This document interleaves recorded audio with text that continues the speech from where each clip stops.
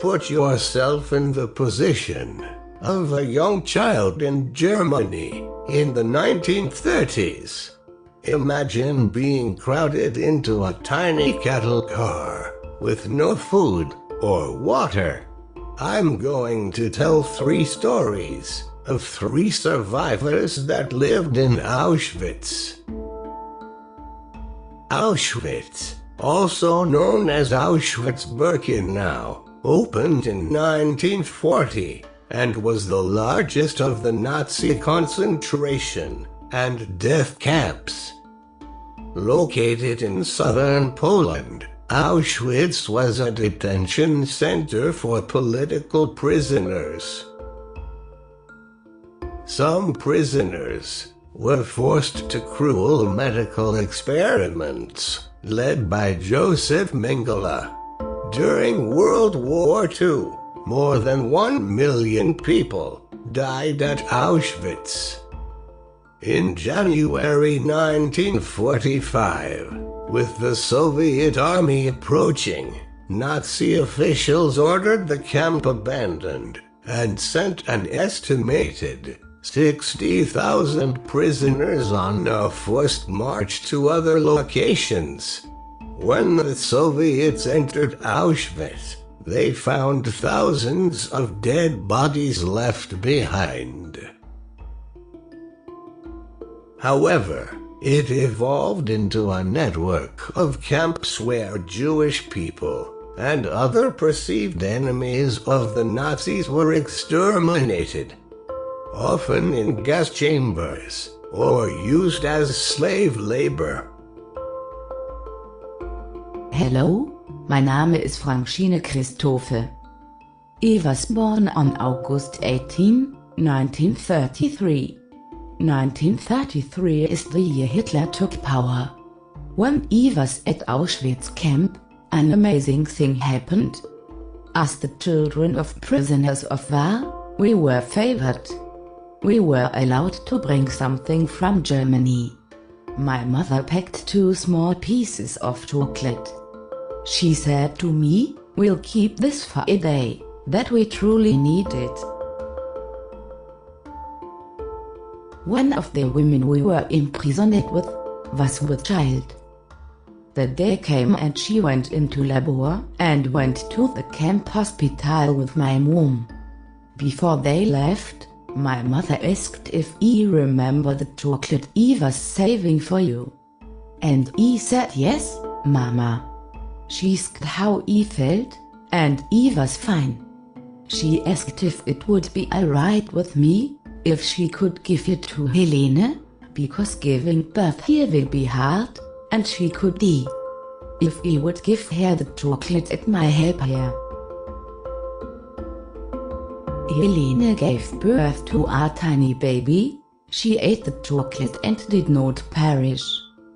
After the camp was liberated, we went back to France, and I set up a lecture. It was about the survivors of concentration camps. Before the lecture began, a lady came up to the podium and said she had something for me. She pulled a piece of chocolate out her pocket and said, "I'm the baby that you saved." Francine Christophe's story shows how people at concentration camps were selfless and helped others, even if it risked their own life. Now you will hear a story about 2 twins that had to fight through the medical experiments. My name is Eva Kohr, and I was a survivor of Joseph Mengele's experiments, along with my sister Miriam. We were 10 years old, and we were taken 6 days a week to be experimented on. Every other day of the week, we would go to the observation lab where they measured most of my body parts, comparing them to my twin sister. On alternate days, we would be taken to another lab that E called the blood lab. This is where they would take a load of blood from my left arm and give me several shots in my right arm. After one of those shots, E became very sick with a very high fever.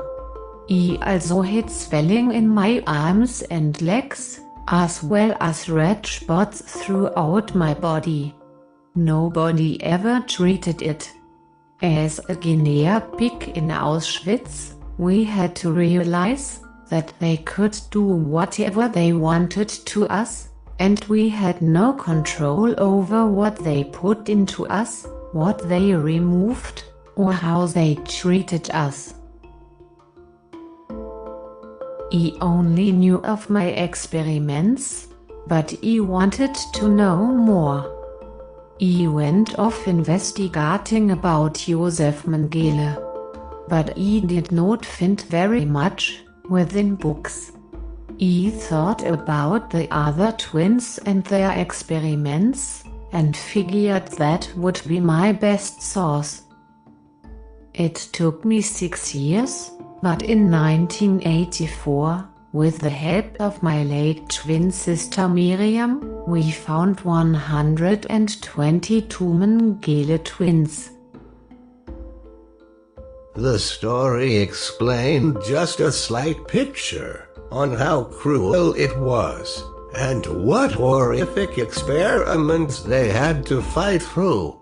This last story shows just a few examples of the daily struggles of camp life. Hi, I'm Josef Scher, and out of 1,000 young men who went to Auschwitz from Częstochowa, only 3 survived. I am one of the 3. Even strong people could not survive. We had to be at work at 5 o'clock in the morning. When we got up at 4 in the morning, we had to be counted. We got 2 kilos of bread, which had to be divided between 4 people. Some people finished their bread in 5 minutes, but E broke my bread into tiny pieces and put it into the pocket of my coat. All day long E ate a little at a time.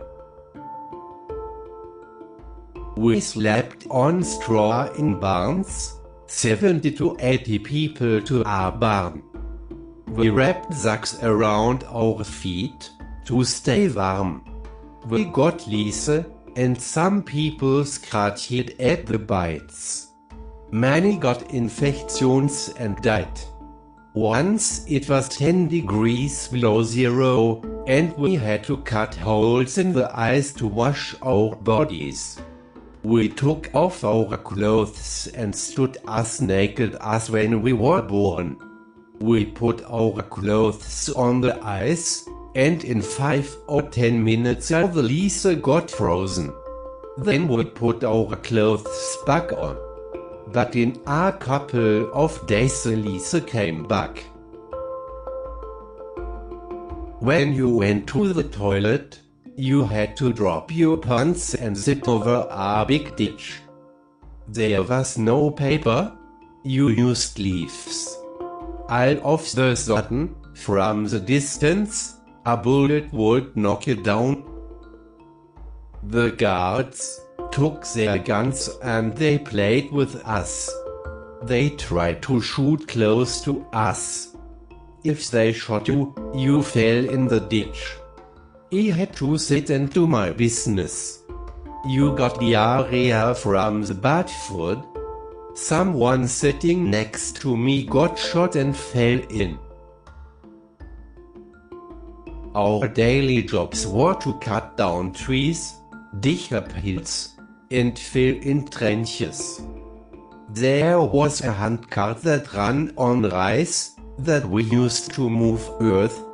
4 of us would push it up the hill, and it was more dangerous to come down. The cart did not have any brakes. You used a 2x4 stick to put under the wheels to stop it. People got killed every day. People got beat up. Being a prisoner of Auschwitz was one of the most hardest times of my life. The stories show how cruel and dehumanizing the Nazis and Hitler's reign was from 1939 to 1945. Francine described her touching story about how her selfless acts saved their lives. Ava explained the cruelty behind medical experiments, and Joseph gave a glimpse of how hard it was to survive at Auschwitz camp.